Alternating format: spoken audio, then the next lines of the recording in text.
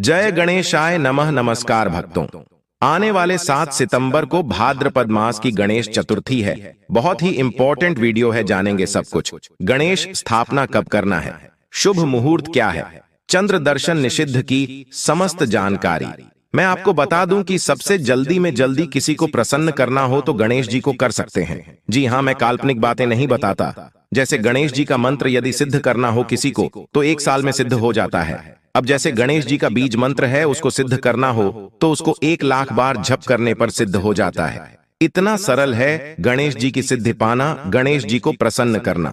भक्तों, यदि आपके लाइफ में कोई भी विघ्न बाधा है तो जैसे हम आपको इस वीडियो में आगे बताएंगे वैसे आप कीजिएगा, विघ्न बाधा की ऐसी तैसी हो जाएगी। भक्तों, कितनी भी मनहूसियत से क्यों न घेरे हो, गणेश जी की उपासना अब शुरू कीजिए। मनहूसियत दुम दबाकर भाग उठेगी। फिर से कह रहा हूं कि इस युग में सबसे जल्दी रिजल्ट देने वाले देवता हैं तो हमारे गणेश जी। हम अपने पोस्टों के द्वारा आप लोगों को प्रेरित करता रहता हूं कि आप हर महीने आने वाले गणेश चतुर्थी का व्रत उपवास किया करें। आपकी भाग्य की रेखाएं बदल जाएंगे। गणेश चतुर्थी का व्रत साधारण नहीं, आपको रिजल्ट तुरंत देगा। चलो भक्तों, अब मुद्दे पर आते हैं कि गणेश चतुर्थी 7 सितंबर को है। आपकी जानकारी के लिए बता दूं कि महीने में 2 गणेश चतुर्थी होती है।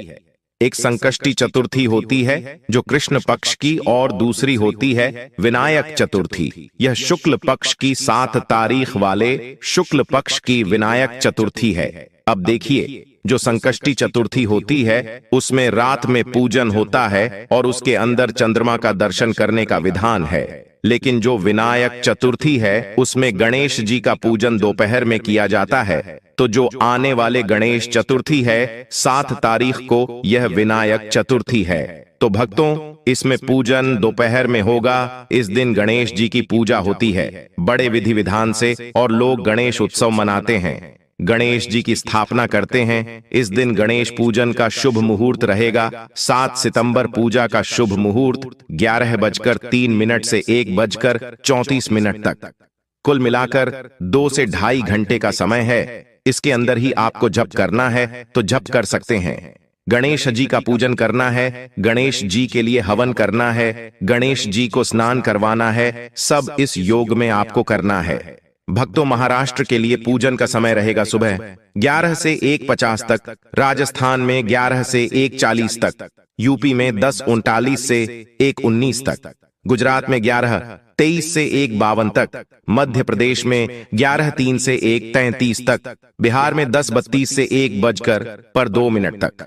तो यह अवधि जहां भी है पूरे भारत भर में यह 2.5 घंटे की अवधि है। इसके अंदर ही आपको पूजा पाठ करना है। इस दिन लोग गणेशोत्सव के निमित्त गणपति जी की मूर्ति घर ले आते हैं, उसका पूजन करते हैं, विधिवत स्थापना करते हैं। अब एक बात और जानकारी में दूंगा आपको कि आप मूर्ति पहले से घर में लाकर रख सकते हैं, लेकिन मूर्ति का मुख ढककर रखें। मुख कब खोलना है? जब पूजन का समय और शुभ मुहूर्त तो 7 सितंबर को उधर ही आपको मूर्ति का मुंह खोलना है।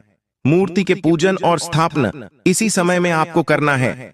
अब सबसे महत्वपूर्ण बात जो आप सभी को इस दिन करना ही है, जी हां, मैं जोर देकर कह रहा हूं, जो लोग यह वीडियो देख रहे हैं, यह सुन रहे हैं, उनको अपना मानकर कह रहा हूं।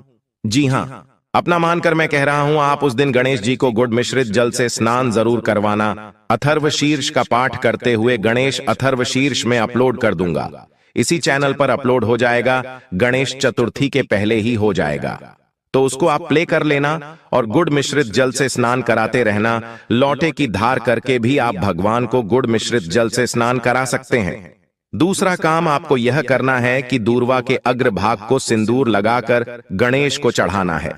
जी हां भक्तों, कई लोग होते हैं ना, दूर्वा उखाड़ लेते हैं और फिर गणेश जी को चिढ़ाते तो दूर्वा उखाड़ना नहीं है, दूर्वा का अग्रभाग समझते हैं। आप लोग दूर्वा के आगे का हिस्सा वो तोड़कर भगवान गणेश जी को अर्पित किया जाता है और हो सके यदि आपसे संभव हो तो इसी दूर्वा के द्वारा आपको हवन करना है। हम लोग हवन सामग्री डालते हैं ना हवन करते समय, तो आपको हवन सामग्री की जगह पर यह दूर्वा सिंदूर से लिपटा हुआ थोड़ा बहुत सिंदूर लगा लेना दूर्वा में।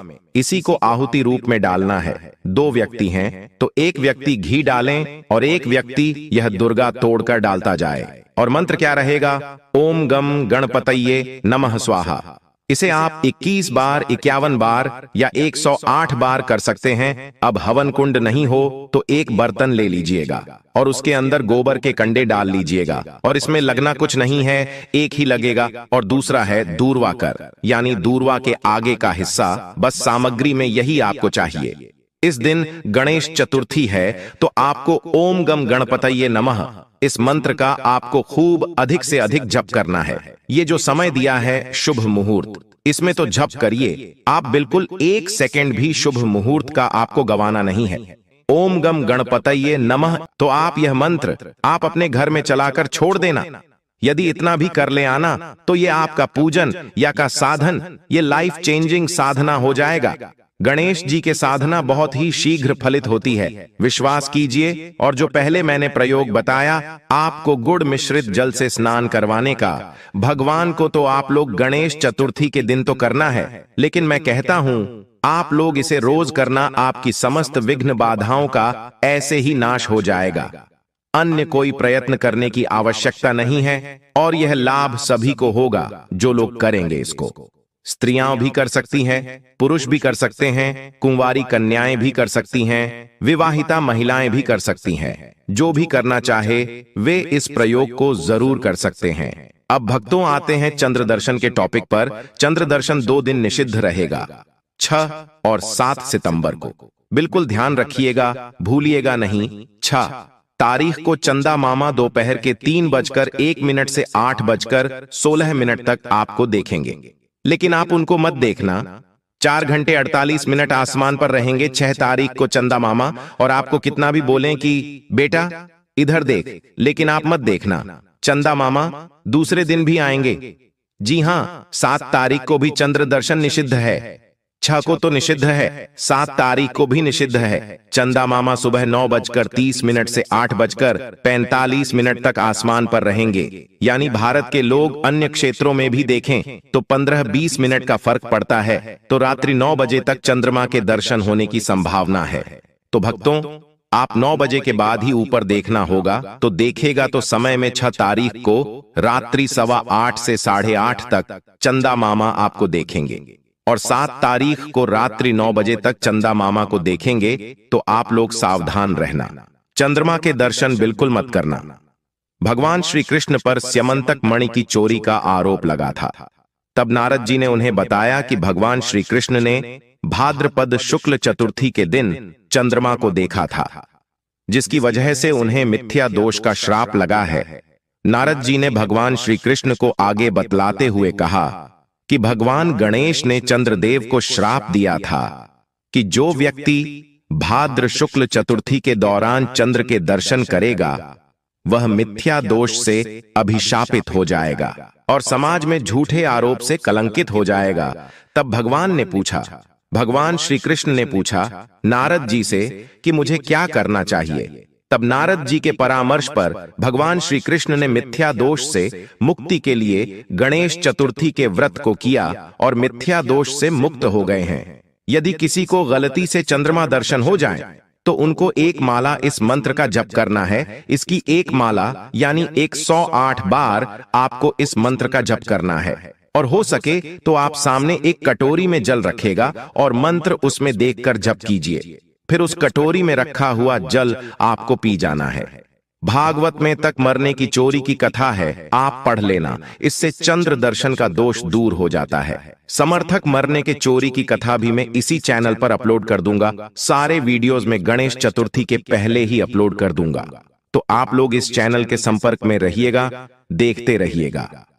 मणि के चोरी की कथा है, सभी को सुननी चाहिए। यह विशेष करके भाद्रपद वाले गणेश चतुर्थी पर जिन्होंने चंद्र दर्शन किया हो उनको तो सुनना ही है, जिन्होंने नहीं किया हो उनको भी यह समय मणि वाली कथाएं जरूर सुननी चाहिए। भक्तों, अपनी मनचाही इच्छा को पूरी करने के लिए गणेश चतुर्थी का दिन बहुत ही अच्छा माना जाता है। भाद्रपद माह की चतुर्थी तिथि पर सुबह स्नान करने के बाद गुड़ की छोटी छोटी 21 गोलियां बनाएं। इसे पूजा के समय भगवान गणेश को अर्पित करें।